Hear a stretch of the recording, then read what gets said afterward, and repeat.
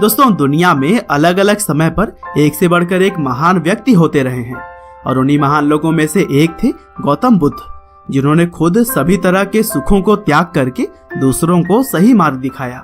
और अगर यह कहें कि अपने महान विचारों के दम पर उन्होंने दुनिया में कई सारे अच्छे परिवर्तन लाए, तो यह भी कोई गलत नहीं होगा। गौतम बुद्ध ने हमेशा ही सत्य और अहिंसा को अपने जीवन का मुख्य आधार माना और उन्होंने दूसरों को भी इसी रास्ते पर ही चलने के लिए प्रेरित किया। वैसे यूं तो गौतम बुद्ध एक राज परिवार में जन्मे थे और उनके जीवन में कभी भी किसी तरह की कमी नहीं थी, क्योंकि वह जो भी चाहते वह तुरंत ही उनको मिल जाता था। लेकिन इसके बावजूद उन्होंने दिव्य ज्ञान की खोज में इन सभी सामाजिक सुखों को त्याग दिया और फिर अपने महान विचारों को बांटते हुए उन्होंने भगवान का दर्जा प्राप्त किया। तो चलिए दोस्तों, आज की इस वीडियो में हम जानते हैं महात्मा बुद्ध की पूरी कहानी। तो दोस्तों, इस कहानी की शुरुआत होती है करीब 563 ईसा पूर्व से, जब कपिलवस्तु के पास लुम्बिनी नेपाल में गौतम बुद्ध का जन्म हुआ था। उनके बचपन का नाम सिद्धार्थ गौतम है और वह राजा शुद्धोधन और महारानी महामाया देवी के घर में पैदा हुए थे। दरअसल उस समय की परंपरा थी कि जब भी बच्चों का जन्म करीब होता था तब महिला अपने मायके आ जाती थी। लेकिन जब महारानी अपने मायके कपिलवस्तु आ ही रही थी, तभी रास्ते में ही गौतम बुद्ध के जन्म का समय आ गया और इसीलिए लुम्बिनी नेपाल में एक पेड़ के नीचे ही गौतम बुद्ध पैदा हो गए। हालांकि जन्म के 7 दिन बाद उनके माँ की मृत्यु हो गई थी। लेकिन जब बुद्ध जी को राजा के पास लेकर जाया गया, तब वहाँ पर सभी रीति रिवाजों के साथ बच्चे का नाम सिद्धार्थ रखा गया और इनके नामकरण के दौरान कई नामी साधु संत आए थे, जिनमें से ज्यादातर लोगों ने सिद्धार्थ के बारे में भविष्यवाणी की कि यह महान राजा बनेंगे या फिर एक महान साधु। और फिर माँ की मृत्यु के बाद से सिद्धार्थ का पालन पोषण उनकी मौसी महाप्रजापति गौतम ने की।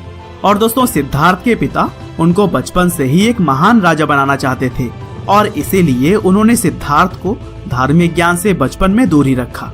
लेकिन सिद्धार्थ बचपन से ही काफी दयालु थे और वह किसी को भी दुख नहीं पहुंचाना चाहते थे, यहाँ तक कि वह खेलते समय जानबूझकर खुद ही हार जाया करते थे। और दोस्तों, जब उनके चचेरे भाई देवदत्त ने एक हंस को अपने बाण से घायल किया था, तब उस हंस की रक्षा भी सिद्धार्थ ने की थी। और शायद यह कहानी आप लोगों में से ज्यादातर लोगों ने तो जरूर ही सुनी होगी।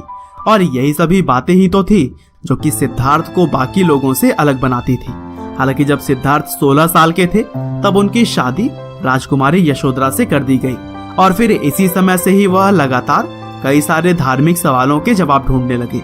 और फिर अपने युवावस्था में जब वह बाहर निकलकर जनता के बीच गए, तब अपनी इस यात्रा में उन्होंने बीमारी, बुढ़ापा और सांसारिक दुखों की तरह ही बहुत सारी ऐसी बातें जानी जिसके बारे में उन्हें पहले कभी भी पता नहीं था। और फिर अपने पिता के विरुद्ध उन्होंने एक रात महल छोड़ने का फैसला ले लिया और फिर बाहर आकर उन्होंने निश्चय किया कि वह दिव्य ज्ञान की प्राप्ति करेंगे। और दोस्तों, यहीं से शुरू हो गई सिद्धार्थ गौतम के गौतम बुद्ध बनने की यात्रा। वह महल से निकलकर सबसे पहले अनोमिया नदी के तट पर पहुंचे, जहां उन्होंने अपने पहले बाल कटाए और फिर साधु के कपड़ों में आ गए। और फिर इसके बाद वह राजा गांव पहुंचे, जहां पर भिक्षा मांगने लगे। हालांकि भिक्षा मांगने के दौरान ही उस वक्त मगध के राजा बिंबिसार के लोगों ने सिद्धार्थ को पहचान लिया और फिर राजा के दरबार में जब उन्हें लाया गया, तब बिंबिसार ने सिद्धार्थ को रहने के लिए अपने राज्य का कुछ हिस्सा देने की बात कही। हालांकि गौतम बुद्ध इन सामाजिक लालच में कहाँ आने वाले थे, उन्होंने बिंबिसार से सहायता न लेने की बात कह दी। और फिर वहां से निकलने के बाद गौतम बुद्ध जाने माने योग और मेडिटेशन के 2 टीचर से शिक्षा प्राप्त की और फिर काफी सालों तक कठोर तपस्या करने के बाद उन्होंने सही तरीके से ध्यान लगाना शुरू कर दिया। और फिर बोधगया पहुंचकर एक पीपल के पेड़ के नीचे बैठ लगातार 49 दिनों तक जब उन्होंने ध्यान लगाया, तब उन्हें दिव्य ज्ञान की प्राप्ति हुई। और ऐसा अनुमान लगाया जाता है कि उस समय गौतम बुद्ध की उम्र 35 साल थी और फिर इसके बाद से ही 80 साल की उम्र तक वह प्रचार प्रसार करने में लगे रहे। और इस दौरान उन्होंने अपने बहुत सारे फॉलोअर्स भी बनाए, जो कि उनके दिखाए गए मार्ग पर चलते रहे। और दोस्तों, आज का समय भी अगर देखा जाए तो गौतम बुद्ध के फॉलोअर्स की संख्या करोड़ों में है, जिसमें कोरिया, चीन, जापान, भारत और नेपाल जैसे देशों के बहुत सारे लोग आपको देखने को मिल जाएंगे। और दोस्तों, आज भी गौतम बुद्ध के द्वारा दी गई शिक्षा लोगों को इंस्पायर करती है।